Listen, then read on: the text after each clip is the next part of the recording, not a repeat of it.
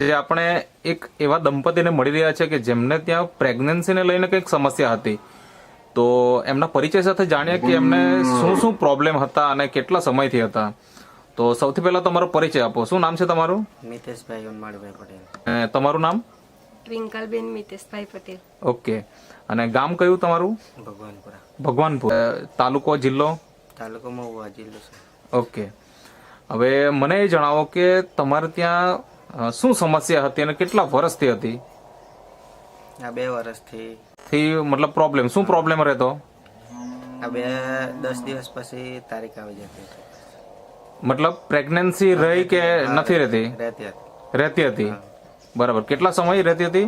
મતલબ 10 દિવસથી પ્રેગ્નન્સી રહી એવું ખબર પડે ને 10 દિવસમાં માસિક ધર્મ પાછું આવી જતું અને એના કારણે મિસકેરેજ થઈ જતું એવું? હવે બેન આવું કેટલી વખત થયેલું?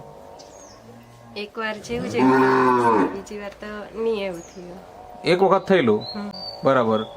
હવે તમે મને એ જણાવો કે અત્યારે તમારે ત્યાં બાળક છે કે નથી? છે.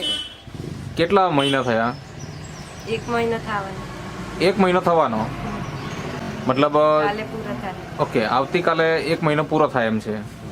તો આ વખતે મિસકેરેજ નથી થયો અને બાળક મતલબ એક માસનું પણ થઈ જવાનું. તો મને એ જણાવો કે રિઝલ્ટ મળ્યું શેનાથી?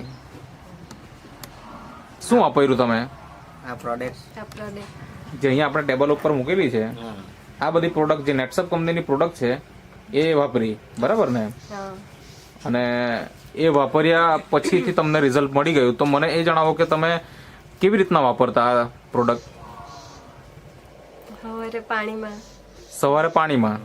ને સાંજે પાણીમાં. હા, એટલે ખાલી પેટે કે પછી? ખાલી પેટે. ઓકે. હવે આવું કેટલા મહિના વાપર્યા પછી તમને રિઝલ્ટ મળી ગયું? 2 મહિના છે. 2 મહિના વાપરવા. 2 મહિના વાપર્યું અને રિઝલ્ટ મળી ગયું.